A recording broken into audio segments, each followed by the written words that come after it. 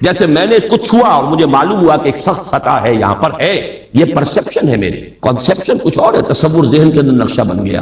خدا کا تصور ہم قائم نہیں کر سکتے، لیکن خدا کے ساتھ ہمارا جو باطنی رشتہ ہے کہ اندر محسوس ہوتا ہے کہ ہے، جس کی مثال بھی میں نے دی تھی، بعض حضرات کے شاید علم میں نہ ہو، کہ جیسے میں اس وقت اس دیوار کو دیکھ رہا ہوں تو ایک تصور میرے ذہن میں قائم ہوا، دیوار اتنی لمبی ہے، اتنی چوڑی ہے، اتنی اونچی ہے، یہ دیوار جو ہے سفید رنگ اس پر ہوا ہے، میں نے ایک تصور قائم کر لیا۔ فرض کیجئے کہ میں اندھا ہوں، میں نہیں دیکھ سکتا، میں جاتا ہوں اور ہاتھ لگا کر دیکھتا ہوں دیوار ہے، کتنی لمبی ہے مجھے نہیں پتا، اس لیے کہ وہ کانسیپٹ تو صرف میرے اس ٹچ سے نہیں ہوئے، یہ تو ایک یک رخا، ایک ون سائیڈڈ میرا اس وقت ایک پرسپشن ہے، لیکن ہے، یہ میں جس زور سے کہوں گا ہے، دیوار ہے، تو ذات باری تعالیٰ کے لیے بس انسان کے پاس یہی ہے کہ ہے، دور بینان بارگاہ الست جس پہ این بردان کہ ہست، بس یہ ہست ہے، باقی کیا ہے کیسا ہے یہ ویسے تو ہم بہرحال مسلمان ہونے کے ناطے اللہ کو ہم مانتے ہیں اسماء و صفات کے ساتھ، تو ہم اس کی صفات کو مانتے ہیں، لیکن تجزیہ کیجئے تو صفات کے بارے میں بھی ہمیں کیا پتا ہے؟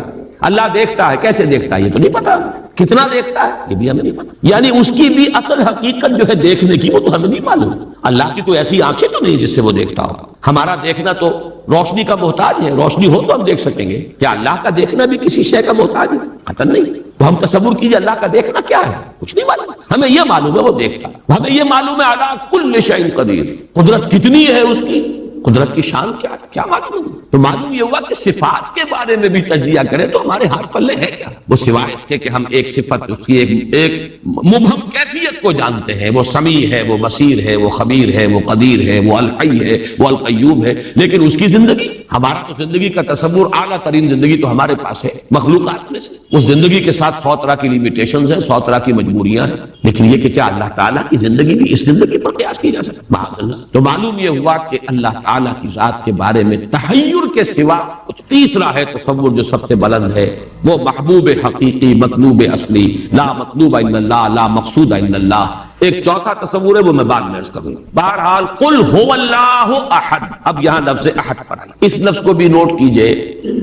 ویسے تو عام خیال یہ ہے کہ یہ واحد ان کی بدلی ہوئی شکل ہے، چنانچہ عام رائے یہ ہے کہ احد اور واحد ہم معنی ہیں۔ اکثر مفسرین نے اردو میں جو ترجمے کیے مترجمین نے وہ کہو اللہ، وہ اللہ ایک ہے، اگرچہ اس پر خاصا اعتراض وارد ہوتا ہے، وہ بھی اللہ کو ایک مانتے تھے، صرف اس کے ساتھ کسی اور کو ایڈ کر لیا تھا، اس اللہ کو تو دو نہیں مانتے تھے، وہ جو بڑا اللہ تھا وہ تو ان کے نزدیک بھی ایک ہی تھا، اور ایک تو ہر شے ایک ہوتی ہے، جو معبود ہے 10 تو ان میں سے بھی ہر ایک اپنی جگہ پر تو ایک ہے، ایک کمپوز ایک اس کا وجود ہے، لیکن بہرحال چونکہ اکثر و بیشتر رائے یہ ہے کہ احد اور واحد تقریباً ہم مانی ہے، ترجمہ کیا گیا کہہ دو وہ اللہ ایک ہے، اور یہ کہ واحد ہی کی بدلی ہوئی شکل احد ہے، یہ تو ہے تقریباً بالعموم جو رائے ہے، لیکن میرے علم میں آج ہی یہ بات آئی ہے اور وہ میں آپ تک بھی منتقل کر رہا ہوں۔ امام راغب اصفہانی، ظاہر بات ہے لغت کے تو بہت بڑے امام ہیں، اور مفردات القرآن پر ان کی کتاب جو ہے مارکۃ الآراء ہے مشہور، انہوں نے اسے علیحدہ مادہ قرار دیا ہے۔ احد ان کو الف ہا ڈال علیحدہ لائے، شروع میں الف کی تختی میں لائے،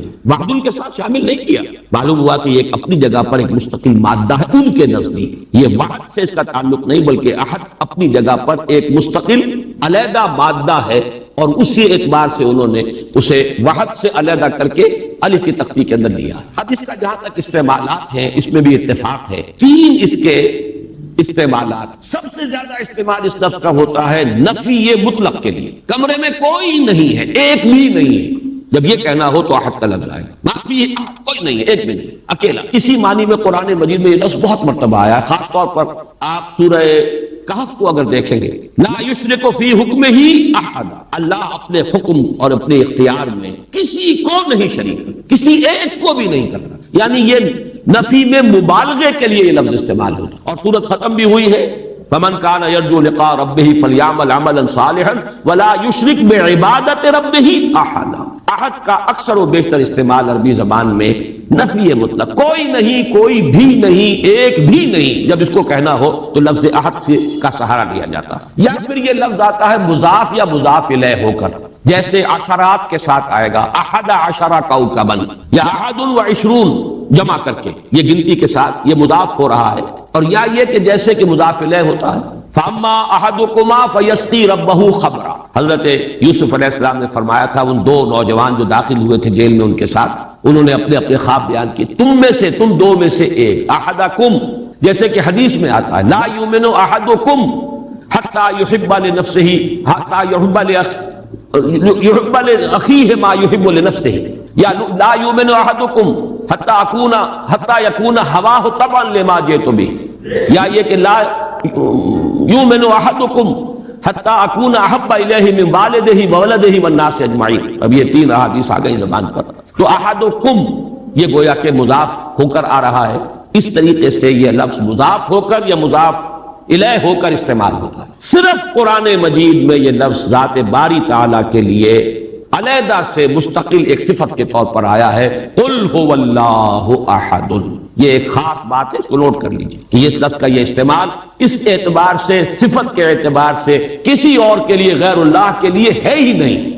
قل هو اللہ احد، یہ یہاں پر آ رہا ہے ایک مستقل صفت علیحدہ، لیکن یہ صرف اللہ کے ساتھ۔ اب یہاں میں عرض کروں گا کہ میں اس کا ترجمہ جو میں نے آپ کو گنوائے ہیں مولانا فراہی نے کیا ہے بے ہما۔ قل هو اللہ احد اللہ الصمد، کہہ دو اللہ بے ہما ہے، اللہ باہما ہے۔ اصلاحی صاحب ان کے شاگرد ہیں، انہوں نے ترجمہ کر دیا ہے بے ہما کا ترجمہ کہہ دو اللہ سب سے الگ ہے اور اللہ سب کے ساتھ ہے۔ صمد اللہ سب کے ساتھ ہے، باہما اور احد بے ہما اللہ سب سے الگ ہے۔ عام طور پر اردو مترجمین، شیخ الہند کو بھی میں نے دیکھا، مولانا اشرف علی تھانوی رحمہم اللہ دونوں کو دیکھا، کہہ دو اللہ ایک ہے، لیکن یہ کہ بہرحال میرا مزاج، میرا ذوق اس ترجمے کو قبول نہیں کرتا۔ واحد اور ہے، احد اور ہے، یہ شان ہی علیحدہ ہے۔ اس لفظ کو واحد کے بالکل برابر کر دینا کم سے کم میرا ذوق اسے قبول نہیں کرتا۔ ویسے قرآن میں وہ لفظ بھی آیا اللہ کے لیے، الواحد القہار، للہ الواحد القہار، واحد ہے، الواحد ہے، لیکن احد یہ شے ہی اور ہے۔ بہت قریب گئے ہیں مولانا مودودی، وہ لفظ لائے ہیں کہہ دو اللہ یکتا۔ یکتا کا لفظ میرے نزدیک بہت قریب کی تعبیر ہے، لیکن میں اس کو ایک خاص، میرا چونکہ اپنی ایک رائے ہے اس کے اعتبار سے اس کا میں ترجمہ کر رہا ہوں، کہہ دو اللہ اکیلا ہے۔ اکیلا وہ ہے جس کے ساتھ کوئی نہیں۔ اکیلا کس اعتبار سے؟ یہ ہے اصل میں وہ نقطہ۔ اللہ ایک تو اس اعتبار سے اکیلا ہے کہ وہ صرف ایک اکیلا واحد معبود ہے اور کوئی معبود اس کے ساتھ نہیں۔ سورہ کافرون کے ساتھ جب آپ جوڑیں گے تو یہ تصور نمایاں ہو کر سامنے آئے، میرا اللہ وہ اللہ ہے جو اکیلا ہے، اس کے ساتھ کوئی اور الہ نہیں، لا الہ الا اللہ، اللہ کے سوا کوئی معبود نہیں۔ یہ در حقیقت مفہوم بنا قل هو اللہ احد۔ بات وہی ہے جو لا الہ الا اللہ میں کہی گئی ہے، لیکن یہ کہ یہاں پہ اسلوب بدل گیا، قل هو اللہ احد، وہ اکیلا، کوئی اس کے ساتھ نہیں۔ لیکن اسی کا ایک انتہائی بلند مقام ہے، مقام وہ خطرناک ہے، عام لوگوں کی ذہن سے ذرا بلند تر، اسی لیے عوام اس کے بارے میں مغالطوں میں مبتلا ہوتے ہیں۔ اور آج کل کا ہمارا ایک بہت بڑا طبقہ چونکہ زیر اثر ہے کچھ ایسے مفکرین کے کہ جن کا ذوق وہ نہیں تھا جو اس سطح کا ہو جو میں ابھی عرض کر رہا ہوں، لہذا وہ اسے شرک سے بھی تعبیر کر بیٹھتے ہیں، اور وہ ہے توحید وجودی۔ وہ اکیلا ہے، اکیلا ہی مانی کہ وجود حقیقی صرف اس کو، یہ توحید وجودی جس کو میں تفصیل سے بیان کر چکا ہوں سورہ حدید میں، هو الاول والآخر والظاہر والباطن، وہی پہلا، وہی آخر، وہی ظاہر، وہی باطن، وہی وہ اور کوئی ہے ہی نہیں۔ جو نظر آ رہے ہیں حقیقت میں نہیں ہے۔ کل ما فی الکون وہم او خیال اور عکوس فی المرایا او ظلال، کل جو کچھ نظر آتا ہے موجودات میں یہ وہم ہے یا خیال ہے، یا جیسے شیشے میں عکس نظر آتا ہے، آپ ادھر کھڑے ہیں ادھر بھی نظر آ رہے ہیں، وہاں تو کوئی نہیں ہے، ادھر ہے جو ہے وہ، جو کوئی نہیں ہے وہاں نظر تو آ رہا ہے۔ اور عکوس فی المرایا او ظلال، یا سایہ ہے، درخت کی شاخ اوپر ہے، سایہ نیچے پڑ رہا ہے، سایہ کا کوئی وجود نہیں، لیکن نظر تو آ رہا ہے، جس کو کہ حضرت مجدد الفسانی نے فرمایا کہ یہ سنے خدا بندیش کہ معدوم را موجود می نمائند، یہ معدوم ہے کائنات، حقیقت میں موجود نہیں ہے، لیکن اس کو اللہ تعالیٰ نے موجود کر کے دکھا دیا ہے، نظر آ یا جیسے وہ آتشی دائرے کی مثال میں نے دی ہے بارہا، یہ حضرت مجدد کی دی ہوئی مثال ہے کہ اگر آپ ایک قندیل لے لیں، لکڑی ہے ایک لمبی، اس کے ایک سرے کے اوپر آپ نے کپڑا باندھا، تیل ڈال دیا، مٹی کا آگ لگا دی، یہ شعلہ جوالا ہے، اب اس لکڑی کو تیزی کے ساتھ دائرے میں حرکت دیجئے، دیکھنے والوں کو آتشی دائرہ نظر آئے گا، جبکہ آتشی دائرے کا کوئی وجود نہیں، وجود آپ کو معلوم ہے صرف اس ایک نقطے کا ہے، وہ ایک شعلہ جوالا ہے حقیقی۔ یہ دائرہ جو نظر آ رہا ہے، ہر چند کہیں کہ ہے، نہیں ہے، اس کا وجود کوئی نہیں، نظر تو آ رہا۔ تو اپیئرنس اینڈ ریئلٹی یہ بڑی مارکت الآرا کتاب ہے فلسفے کی، یہ در حقیقت جو کچھ نظر آ رہا ہے یہ ایک سراب ہے، حقیقت یہ نہیں ہے۔ حقیقی وجود صرف اللہ، اس کو میں یعنی وجود کے اعتبار سے توحید وجودی، یعنی میں نے جو ابھی گنوایا تھا، لا معبود الا اللہ، لا مطلوب الا اللہ، لا مقصود الا اللہ، لا محبوب الا اللہ، لا موجود الا اللہ، یہ وہ توحید وجودی ہے۔ شاہ ولی اللہ دہلوی رحمۃ اللہ علیہ فرماتے ہیں کہ یہ ہے توحید کی بلند ترین منزل، اور یہاں آ کر وحدت الوجود اور وحدت الشہود ایک ہو جاتے ہیں، ان میں کوئی فرق نہیں، تعبیر کا فرق۔ چونکہ میری یہ رائے ہے، لیکن یہ فلسفے کا مسئلہ ہے، میں اس کو بیان نہیں کرنا چاہتا۔ قرآن مجید میں یہ مسئلہ یا سورہ حدید کی اس آیت میں آیا ہے، قرآن سے باہر سے بات نہیں کر رہا ہوں، لیکن یہ کہ ہر شخص کے ذوق کی چیز نہیں ہے، ہر شخص کا یہ نہ مزاج ہے، نہ ذوق ہے، نہ اس میں استعداد ہے، نہ صلاحیت ہے کہ ان مسائل پر غور کرے۔ تو میں یہ نہیں چاہتا کہ لازماً آپ میری اس رائے سے اتفاق کریں، لیکن یہ میں ضرور چاہتا ہوں کہ اگر سوء ظن ہے آپ کے دل میں کہ جو لوگ اس بات کو مانتے ہیں وہ مشرک ہو گئے، اس کو ذہن سے نکال دیجئے، اس لیے کہ پھر ناوک نے تیرے سید نہ چھوڑا زمانے میں، شاہ ولی اللہ بھی مشرک ہوں گے، حضرت مجدد بھی مشرک ہوں گے، باقی یہ رومی یہ تو ہے، ان کی تو خیر حیثیت ہی کیا ہے بیچاروں کی، وہ تو سب کے سب مہا مشرک شمار ہو جائیں گے، کوئی نہیں بچے گا پھر جو بھی ہمارے اکابر ہیں۔ ہاں، محمد ابن عبد الوہاب بچ جائیں گے، ابن تیمیہ بچ جائیں گے رحمہم اللہ، باقی یہ کہ ان کے سوا بچنے والا اور کوئی نہیں۔ تو یہ توحید وجودی یا وحدت الوجود یا وحدت الشہود میرے نزدیک قل هو اللہ احد، کہہ دو وہ اللہ ہے اکیلا تنہا۔ مجھے وہ بار بار جب میں سوچ رہا تھا قیس جنگل میں اکیلا ہے، مجھے جانے دو، ہو گزرے گی جو مل بیٹھیں گے دیوانے دو، اللہ اکیلا ہے۔ اور واقعہ یہ ہے، یہ تصور جو ہے اگرچہ بہت بلند ہے، لیکن کبھی اگر اس کے کہیں کناروں تک بھی رسائی ہو جائے انسان کی، تو اس کی جو ایک وسعت پیدا ہوتی ہے اس کے ذہن میں، اس کا مینٹل ہورائزن وہ جو اس قدر وسیع ہو جائے گا، وہ اس کا تصور وہ شخص نہیں کر سکتا کہ جس کا کوئی بھی اس کے حاشیہ خیال میں یہ بات نہ آ سکے۔ لیکن اس کا یہ مفہوم اگر نکال لیا جائے، عام لوگوں نے یہ سمجھا اس کا مطلب ہر شے خدا ہے، اگر کوئی شے موجود نہیں جبکہ تجھ بن نہیں کوئی موجود، پھر یہ ہنگامہ ہے خدا کیا ہے؟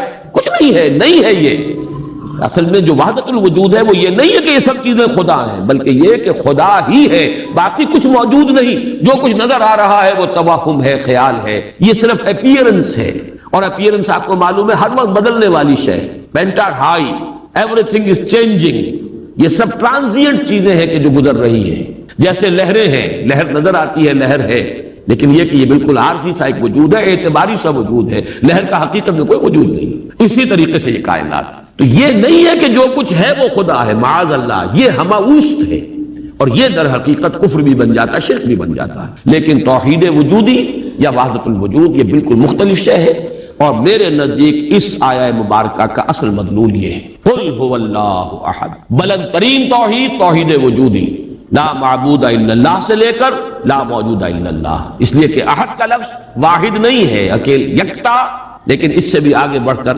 جو ترجمہ میں کر رہا ہوں وہ یہ ہے کہ کہہ دو اللہ اکیلا ہے، کوئی اس کے ساتھ نہیں۔ جیسے کہ غالباً حضرت بایزید بسطامی کے بارے میں آتا ہے کہ ان کی محفل تھی تو ان کا کوئی مرید جو تھا اس نے ایک عجیب کیفیت ہوتی ہے انسان کی، اس کیفیت میں ایک جملہ کہا، وہ بھی زمانہ کیسا ہوگا جبکہ اللہ ہی تھا اور کچھ نہ تھا۔ اب ایک تصور ہے، اب تو کائنات ہے، یہ ہے، آسمان ہے، زمین ہے، ستارے ہیں، سیارے ہیں، سب کچھ ہے، وہ بھی زمانہ ہوگا جبکہ اللہ ہی تھا اور کچھ نہ۔ تو وہ بایزید بسطامی ہے جو دوسرے بزرگ کوئی ہو سکتے ہیں، اگر مجھے نام کا اس وقت مغالطہ ہو رہا ہو، انہوں نے اسی کیف کے عالم میں جواب دیا، الان کما کان، میرے عزیز اب بھی ایسا ہی ہے، اللہ ہی ہے اور کچھ نہیں ہے، جیسے پہلے تھا جس کا تم تصور کر رہے ہو، اب بھی حقیقت میں وہی۔ اس کو میں ذرا اور آسان کر دوں تاکہ جو نسبتاً یعنی سادہ مزاج حضرات ہیں ان کی سمجھ میں بھی یہ بات آ جائے، کسی مغالطے میں مبتلا نہ۔ دیکھیے جب ہم کہتے ہیں لا محبوب الا اللہ، کیا معنی ہے اس کے؟ یہ معنی تو نہیں ہے کہ اولاد سے محبت نہ کرو، یہ تو دین کی تعلیم نہیں ہے۔ معنی کیا ہے؟ ساری محبتوں سے بالا تر محبوب حقیقی صرف اللہ ہو جانا۔ لا محبوب الا اللہ کا مطلب یہ ہے، یہ نہیں کہ آپ کاٹ دیجیے محبت ہر ایک کی، اولاد سے محبت کرو، شوہر بیوی سے محبت کرے، بیوی شوہر سے محبت کرے، وطن سے محبت کرو، بلکہ اتنی خوشخبریاں ہیں، وجبت محبتی للمتحابین فیہ، میری محبت واجب ہو گئی ان کے لیے جو میرے لیے ایک دوسرے سے محبت کرے۔ تو ایک مسلمان سے محبت کرتا ہے، ایک مومن سے محبت کرتا ہے، ایک مجاہد دوسرے مجاہد سے محبت کرتا ہے، یہ محبت تو مطلوب ہے۔ لا محبوب الا اللہ کا مطلب یہ نہیں ہے کہ ساری محبتوں کی نفی ہوگی۔ اسی طرح جب ہم کہتے ہیں لا موجود الا اللہ، اس کا مطلب یہ نہیں کہ تمام موجودات کی نفی ہو گئی، بلکہ یہ کہ وجود حقیقی صرف اللہ کا ہے. یہ اعتباری وجود ہے جن کی کوئی حقیقت نہیں ہے. یہ دائمی وجود، مستقل وجود، وہ وجود جو از خود ہے، باخود ہے، خود بخود ہے، جسے کسی نے وجود نہیں عطا کیا، جس کا وجود ایسا نہیں ہے کہ کبھی شروع ہوا ہو کبھی ختم ہو جائے، وہ وجود حقیقی صرف اللہ ہے. اب اس میں تو کوئی اشکال نہیں رہے گا. اس معنی میں اگر کہا جائے لا موجود الا اللہ تو ہر شخص کہے گا. اس کی ایک اور مثال میں آپ کو دے دوں.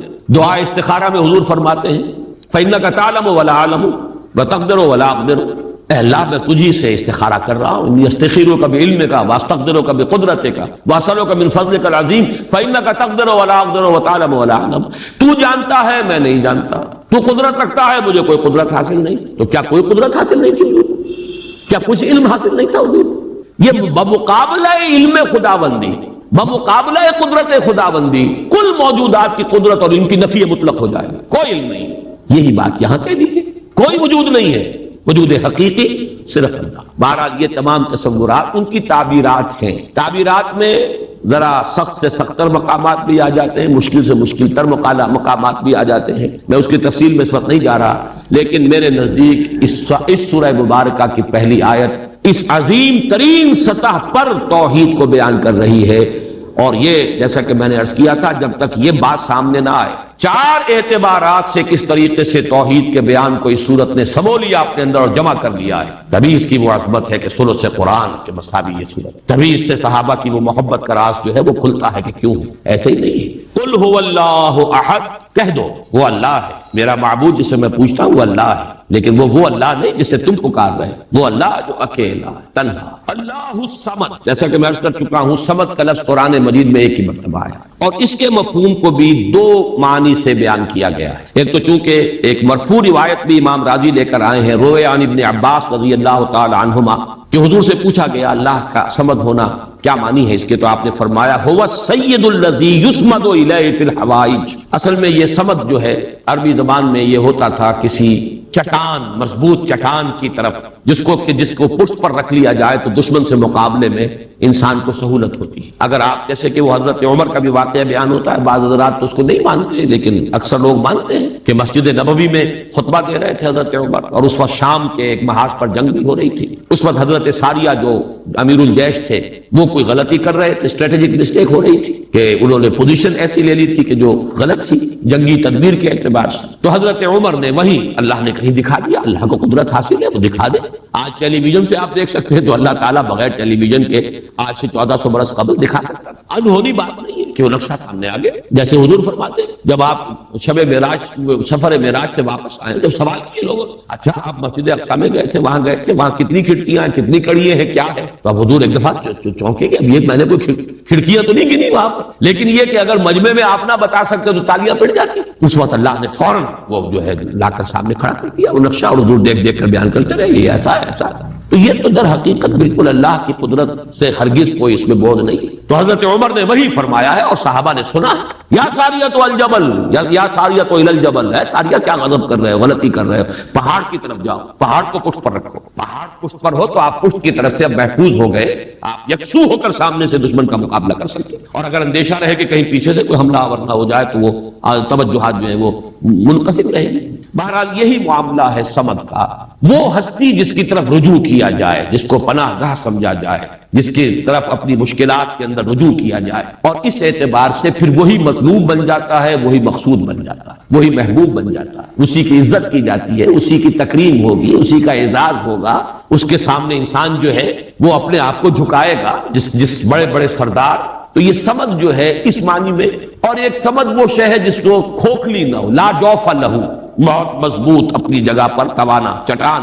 ایک تو وہ چٹان ہے جو کھوکھلی ہے، لیکن یہ کہ ایک چٹان وہ ہے جو مضبوط اور بالکل سالڈ چٹان. ان دونوں اعتبارات سے اللہ الصمد کا ترجمہ اب مولانا فراہی، مولانا اصلاحی صاحب کا تو یہ ہوا کہ اللہ تعالی باہما ہے، ذات میں بے ہما، کسی سے اس کا کوئی تعلق نہیں، یکتا بلکہ اکیلا. لیکن یہ نہیں ہے کہ مخلوق سے منقطع ہے، مر گئے ہم انہیں خبر نہ ہوئی، یا یہ ہے کہ مخلوق کی دعائیں نہ سنتا ہو، مخلوق کی حاجت روائی نہ کرتا ہو. نہیں، سب کا ملجا وہی ہے، سب کا ماوا وہی ہے، سب کے لیے پناہ گاہ وہی ہے، سب کی حاجت روائی کرنے والا وہی ہے. تو وہ اللہ صمد ہے.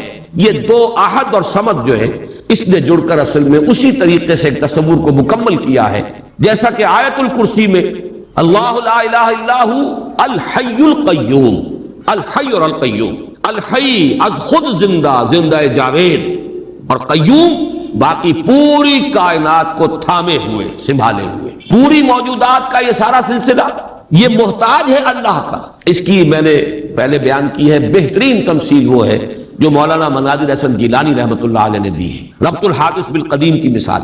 اللہ کی ذات اور اس کائنات کے درمیان ربط اور تعلق کیا ہے؟ انہوں نے مثال دی ہے کہ آپ اپنے ذہن میں نقشہ قائم کیجئے، تاج محل کا نقشہ، جس نے تاج محل دیکھا ہو، چلیے آپ نے مینار پاکستان دیکھا، مینار پاکستان کا تصور کیجئے، ذہن میں نقشہ قائم کیجئے۔ یہ ذہن میں جو نقشہ قائم ہوا ہے، آپ اس کے اوپر بھی ہیں، باہر بھی ہیں، اندر بھی ہیں، پیچھے بھی ہیں، نیچے بھی ہیں، آپ ہی آپ ہیں، وہ تو اس کا وجود ہی کوئی نہیں، لیکن ہے ذہن کے اندر ایک تصور قائم ہے اس کو، اور یہ تصور اسی وقت تک قائم رہے گا جب تک کہ آپ کے ذہن کا ارتکاز ہے، توجہ اس پر ہے، توجہ ہٹی نہیں کہ اس کا کوئی وجود ہے ہی نہیں، وجود ختم۔ بالکل یہی معاملہ اس کائنات کا، یہ سارا سلسلہ اس کا قیوم اللہ ہے، تھامے، اسی کی توجہ، اسی کی عنایت، اسی کی ربوبیت، اسی کی خبرگیری، اسی کی تدبیر، یہ سب اس کو تھامے۔ تو اپنی ذات میں الحی، کائنات کے لیے القیوم، اسی طرح اپنی ذات میں الاحد، اکیلا، تنہا، بے ہمہ، اور پوری کائنات اور جملہ موجودات کے لیے الصمد، اسی کی طرف رجوع، اسی کی طرف توجہ، وہی مطلوب، وہی مقصود، وہی محبوب، وہی حاجت روا، وہی مشکل کشا۔ اس اعتبار سے اس میں توحید عملی، اسی سے مانگو، اسی سے پناہ طلب کرو، اسی کی طرف توجہ کرو، انی وجہت وجہی للذی فطر السماوات والارض، اسی سے لو لگاؤ، اسی سے حاجت روائی کے لیے سوال کرو، اسی کے سامنے مشکلات پیش کرو، یہ تب جو ہے پھر اسی کی عبادت کرو، اسی کی اطاعت کرو، اسی کی بندگی کرو، اسی کی توقیر کرو، اسی کی تعظیم کرو۔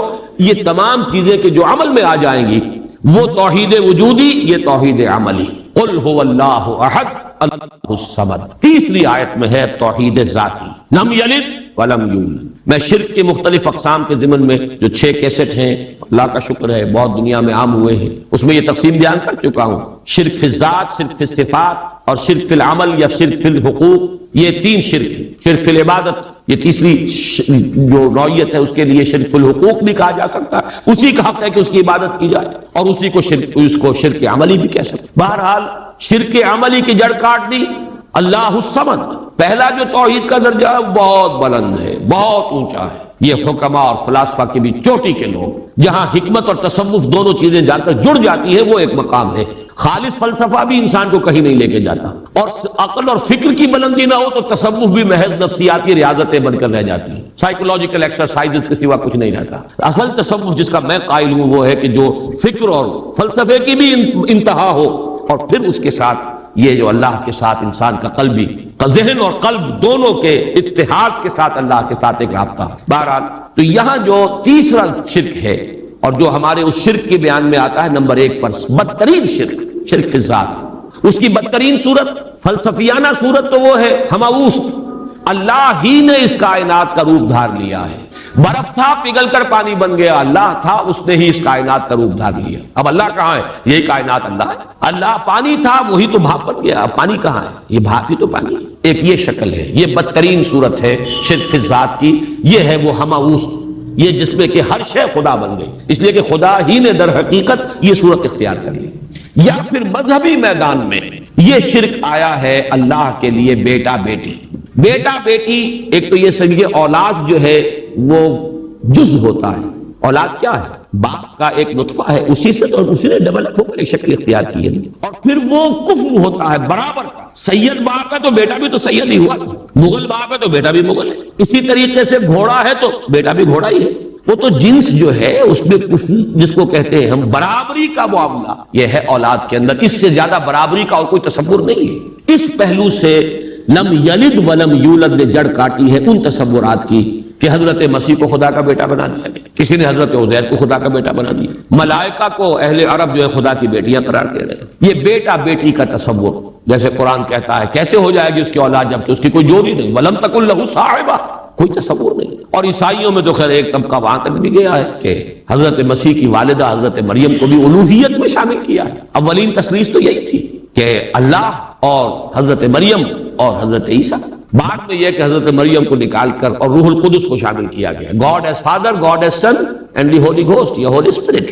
یہ تثلیث ہے جو عام طور پر اب چلتی ہے، لیکن پہلے تو تثلیث کے اندر جیسے کہ قرآن مجید میں بھی ہے حضرت مریم کو بھی انہوں نے شامل کیا.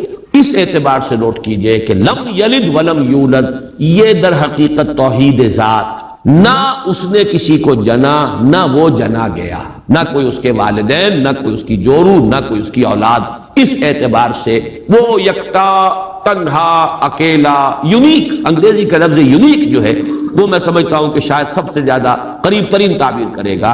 ایک یونیک ایگزسٹنس ہے جس کو کسی پر قیاس نہیں کیا جا سکتا. لا مثل له ولا مثال له ولا مثیل له، اس کے لیے کوئی مثال. لیس کمثلہ شیء وهو السمیع البصیر، اس کے مثال جیسی بھی کوئی شے نہیں ہے. یعنی یہ اب اس سے زیادہ ہماری زبان ہے، عربی زبان بھی تو آخر انسانوں کی زبان تھی، اس میں کسی ایک ایبسولوٹ اور مطلق تصور کو پیش کرنے کی جو لمیٹیشن ہے وہ نہیں. لیسا کمثلہ شیء، اب یہ اس سے زیادہ جو ہے نفی کرنا مثل کی، مثلیت کی، وہ ممکن نہیں. اور جیسا کہ میں نے اپنی تقریروں میں بیان کیا ہے، اس شرک پر اللہ کا غضب سب سے زیادہ بھڑکتا ہے، اس لیے کہ تو ذات میں شریک کر دیا آپ نے اللہ. کیونکہ یہ فلسفیانہ ہماؤس وغیرہ عرب میں وہاں موجود نہیں تھے، یہ ہندوستان کی بیماریاں تھیں، لہذا قرآن مجید میں اس کا ذکر اس انداز میں نہیں ہے. البتہ شرک فی ذات کی ایک شکل کے جو وہاں موجود تھی وہ بیٹا بیٹی کا تصور، اور شرک فی ذات ہی کی دوسری شکل جو ہندوستان میں یا اور دوسری جگہوں کے فلسفیانہ مذاہب میں ہے وہ ہماؤس کہ خدا ہی نے در حقیقت یہ روپ، وہ انکارنیشن کہیں یا یہ کہ یہ حلول و اتحاد، ایجا محالست، یہ سارے تصورات جو ہیں یہ فلسفیانہ ہیں. لم یلد ولم یولد ولم یکن لہ کفوا احد، اور نہیں ہے کوئی بھی اس کا کفو. کفو کاف فے اور واو، اور کاف فے اور حمزہ، پھر یہ وہ ہے جو الف واو اور یہ جو ہے بدل جاتے ہیں. یہ ایک ہی مادہ ہے، اسی سے مکافات ہے، بدلہ. جیسا دنہم کما دانو مکافات. کف جو ہے کہتے ہیں ہم سر، جس کے لیے ہمارے ہاں جب علماء تقریریں کرتے ہیں تو جو ان کے خطبات ہوتے ہیں، لا ضد لہ ولا ند لہ، ضد اور ند، یہ در حقیقت جو بھی ہم سر ہوگا وہ تو مقابلے میں آئے گا، وہ تو چیلنج کرے گا کہیں نہ کہیں.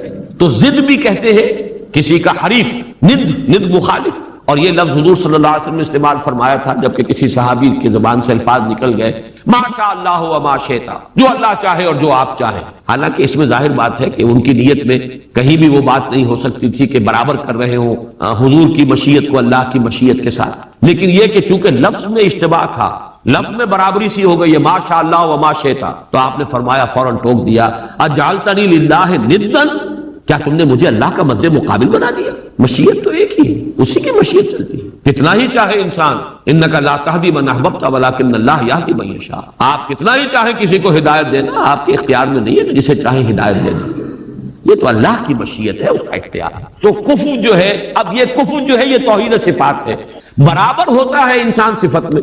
اب جیسے میں نے عرض کیا تھا نا، اور یہ تقریریں میں نے تفصیل سے کی ہوئی ہے، ہماری مجبوری ہے، ہماری زبان میں الفاظ مشترک ہیں. صفات کے لیے وہی لفظ اللہ کے لیے استعمال ہوگا، وہی لفظ بندوں کے لیے استعمال ہوگا.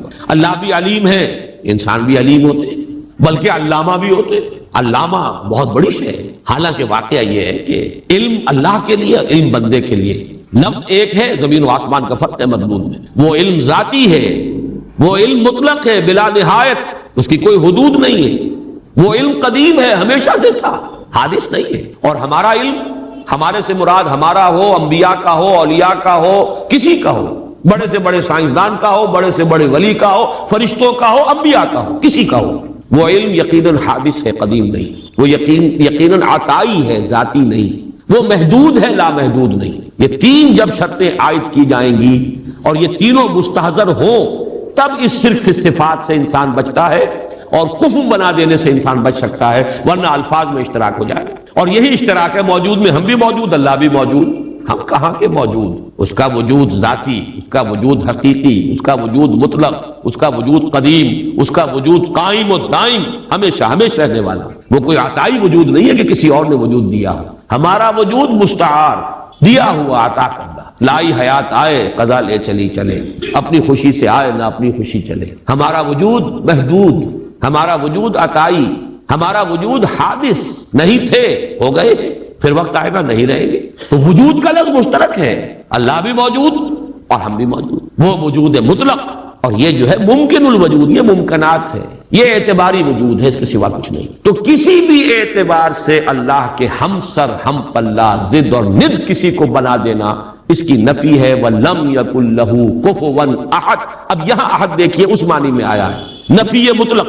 یہ بھی ادھر پہلا ذہن میرا نہیں گیا تھا، یہ احد کا لفظ جو ہے، جو میں نے استعمالات بتائے تھے، دو استعمالات تو اسی صورت میں ہیں۔ قل هو اللہ احد، وہاں وہ صفت کے طور پر آیا ہے اللہ کے لیے، اور اللہ کے سوا کسی اور کے لیے یہ صفت کے لیے لفظ استعمال نہیں ہو سکتا۔ اصل اس کا استعمال نفی کے لیے آتا ہے، نفی مطلق۔ لا یشرک فی حکمہ احدا فلا یشرک بعبادۃ ربہ احدا۔ یہاں پر بھی فرمایا وَلَمْ يَكُنْ لَهُ كُفُوًا أَحَدٌ، کوئی ایک بھی، کوئی بھی نہیں، سرے سے نفی مطلق ہے، اس جیسا کوئی۔ یہ ہے در حقیقت اس سورہ مبارکہ کا کی وہ جامعیت کہ توحید وجودی، لا موجود الا اللہ، قل هو اللہ احد، اکیلا ہے، تنہا وہ ہے اور کوئی نہیں ہے، کچھ نہیں، جو ہے وہ اعتباری ہے۔ کل ما فی الکون وہم و خیال اور عکوس فی المرایا اور ظلال، سب کا ملجا وہی، ماوا وہی۔ بڑی پیاری ہے یہ الفاظ، ایک حدیث میں دعا میں ہے یہ، لا ملجا منک ولا ماوا الا الیک، پروردگار تیرے سوا کوئی ٹھکانہ دینے والا نہیں، پناہ دینے والا نہیں، اور تجھ سے بچ کر بھاگ کر جانے کی کوئی جگہ نہیں سوائے اس کے کہ تیرے ہی دامن میں آ کر پناہ لے لی جائے۔ لا ملجا منک ولا ماوا الا الیک، یہ ہے لا ملجا منک ولا ماوا الیک، یہ ہے اللہ الصمد، توحید عملی۔ نمبر 3 توحید ذات، لم یلد ولم یولد۔ نمبر 4 توحید صفات، لم یکن لہ کفوا احد، کوئی بھی کسی بھی اعتبار سے اس کا ہمسر، ہم پلہ، ضد یا ند نہیں، اس کا مشابہ نہیں۔ اس اعتبار سے آج میں نوٹ کر رہا تھا، اس جامعیت کے اعتبار سے سورہ اخلاص کے اگر کسی درجے میں مقابل آتے ہیں تو 2 آیتیں آتی ہیں، اور عجیب بات ہے یہ سورت ہے 4 آیتوں پر مشتمل، وہ 2 آیتیں۔ ایک آیت کا تذکرہ ہو چکا آیت الکرسی، خود حضور نے فرمایا ہے تمام آیات قرآنیہ کی سردار ہے، اس میں 10 یا 11 جملے بن جاتے ہیں ایک آیت کے اندر، اس لیے کہ بعض حضرات اللہ لا الہ الا ہو، اللہ سے پہلے بھی ہوا کو محذوف مانتے ہیں، ہو اللہ لا الہ الا ہو، گویا کہ پہلا جملہ ہو اللہ ہے، پھر لا الہ الا ہو یہ دوسرا جملہ ہے۔ اس طرح اگر شمار کریں گے تو 11 جملے بن جائیں گے اس ایک آیت کے اندر، ورنہ 10 تو ہے ہی۔ وہ بھی نہایت جامع ہے توحید کے بیان میں۔ اور تیسرا مقام کہیے یا دوسری آیت جو ہے، اور واقعہ یہ ہے کہ اس کی بھی عظمت کا میرے قلب پر جو نقش ہے بہت گہرا ہے۔ 5 اسلوبوں سے توحید کا بیان ایک آیت میں ہے۔ وَقُلِ الْحَمْدُ لِلَّهِ الَّذِي لَمْ يَتَّخِذْ وَلَدًا وَلَمْ يَكُنْ لَهُ شَرِيكٌ فِي الْمُلْكِ وَلَمْ يَكُنْ لَهُ وَلِيٌّ مِّنَ الذُّلِّ وَكَبِّرْهُ تَكْبِيرًا۔ ایک آیت ہے یہ سورہ بنی اسرائیل کی آخری آیت۔ کہو کل حمد اللہ کے لیے، قل الحمد للہ، کل حمد، کل ثنا، یہ بھی توحید ہے، سب نظری علمی توحید۔ جو خیر نظر آ رہا ہے، جو بھی ہم تک بھلائی پہنچ رہی ہے، کسی بھی ذریعے سے آئی ہو، کسی بھی سلسلہ اسباب سے متعلق ہو کر ہم تک پہنچی ہو، اس کا منبع سرچشمہ ذات باری تعالی، لہذا حمد کا سزاوار حقیقی صرف اللہ۔ قل الحمدللہ، توحید کا کلمہ ہے، بہت بڑا کلمہ ہے یہ توحید، اتنا بڑا کلمہ ہے کہ حضور نے فرمایا یا تسبیح نصف المیزان والحمدللہ تملؤہ، سبحان اللہ کہنا جو ہے میزان معرفت خداوندی کا نصف ہو جاتا ہے اور پورا پلڑا بھر جاتا ہے الحمدللہ سے۔ پھر لم یتخذ ولدا، لم یلد ولم یولد، لم یتخذ ولدا ولم یکن لہ شریک فی الملک، بادشاہی میں، اختیار میں کوئی اس کا شریک نہیں، یہ توحید سیاسی۔ ولم یکن لہ ولی من الذل، اور کوئی اس کا ولی کسی کمزوری کی وجہ سے نہیں ہے، دوست اس کے ہیں، تمہارے دوست ہوتے ہیں، تم انہیں پالتے ہو، دوستیوں کو اس لیے پالتے ہو کہ شاید کل کہیں کام آ جائے، ضرورت پڑ سکتی ہے، انسانی معاملات ایسے ہیں، لہذا دوستیاں پالی جاتی ہیں، دوستوں کی غلط فرمائشیں بھی پوری کی جاتی ہیں، ان کے غلط مطالبے بھی پورے کیے جاتے ہیں، یہ کس لیے کہ کنی دبتی ہے آپ کی، اللہ کی کنی کسی سے دبتی نہیں ہے، اس کے ولی ہیں لیکن اس کے کسی ذوق کی وجہ سے نہیں ہے۔ وَلَمْ يَكُنْ لَهُ وَلِيٌّ مِّنَ الذُّلِّ وَكَبِّرْهُ تَكْبِيرًا، اور اس کی تو بڑائی کرو جیسے کہ اس کی بڑائی کا حق ہے۔ یہ آیہ مبارکہ بھی میں نے صرف یہ نوٹ کرا دیا آپ کو کہ اس سورہ مبارکہ کے قریب آتی ہیں اپنی جامعیت کے اعتبار سے یہ آیات، لیکن ظاہر بات ہے کہ سورہ اخلاص ابتدا میں نازل ہوئی، ابھی چہمے گوئیاں شروع ہی ہوئی تھی، یہ کسے پوجتے ہیں، ان کا معبود کون ہے، اس کی شان کیا ہے، اس کی صفات کیا ہے، صف لنا ربک اور انصب لنا ربک، اس کا جواب بہت سادہ الفاظ میں لیکن جامعیت اس کے اعتبار سے جو اپنا منفرد مقام ہے وہ سورہ اخلاص کا ہے، اور جبکہ وہ ہمارے پاس حضور صلی اللہ علیہ وسلم کے اقوال موجود ہیں، ثلث قرآن کے مساوی، اللہ تعالیٰ اس سورہ مبارکہ کا صحیح فہم، گہرائی میں اس کا جو قلب کے اوپر، ذہن کے اوپر، ہماری سوچ پر، ہماری نفسیات پر جو اثرات مترتب ہونے چاہیے، اللہ تعالیٰ ان سب سے ہمیں بہرہ مند فرمائے۔ آخر میں ایک لطیفہ سنا دوں، وہ بھی ایک لطیفہ، علمی لطیفہ ہے، یاد رہے گا۔ یہ خاقانی ایک شاعر گزرے ہیں بہت بڑے فارسی کے، ان کا یہ قصہ بیان ہوتا ہے کہ وہ کہیں کسی دعوت میں کسی امیر کے ہاں مدعو تھے، تو وہاں پہلے سے کچھ لوگ بیٹھے ہوئے تھے جو رتبے میں ان سے بڑے کمتر تھے، لیکن یہ کہ جگہ انہیں ایسی ملی کہ جو اس محفل کے اعتبار سے ذرا ان کے اپنے مقام کے اعتبار سے فروغ تھی۔ تو کچھ جو ذرا ہلکے مزاج کے لوگ تھے، جن کی طبیعتوں میں ہلکا پن تھا، وہ انہیں دیکھ دیکھ کے مسکرا رہے تھے کہ آج یہ خاقانی کو کہاں جگہ ملی ہے، کس جگہ بیٹھے ہیں۔ تو انہوں نے ایک شعر کہا ہے، بلکہ دو شعر: گر فروتر نشست خاقانی، نہ مرا عار نہ ترا ادب است، قل هو اللہ کے حمد باری است، تحتا تبت یدا ابی لہب است۔ کہ اگر قرآن مجید میں قل هو اللہ جیسی صورت جو ہے وہ تبت یدا کے نیچے درج ہے، تبت یدا اوپر رکھی ہوئی ہے، اوپر لکھی ہوئی ہے، تو قل هو اللہ کے حمد باری است تحت تبت یدا ابی لہب است۔ تو اس لیے اگر آج مجھے کہیں مقام جو ہے نچلا مل گیا ہے نشست کے اعتبار سے، تو اس میں میرے لیے کوئی عار نہیں، تمہارے لیے کوئی عزت کی بات نہیں۔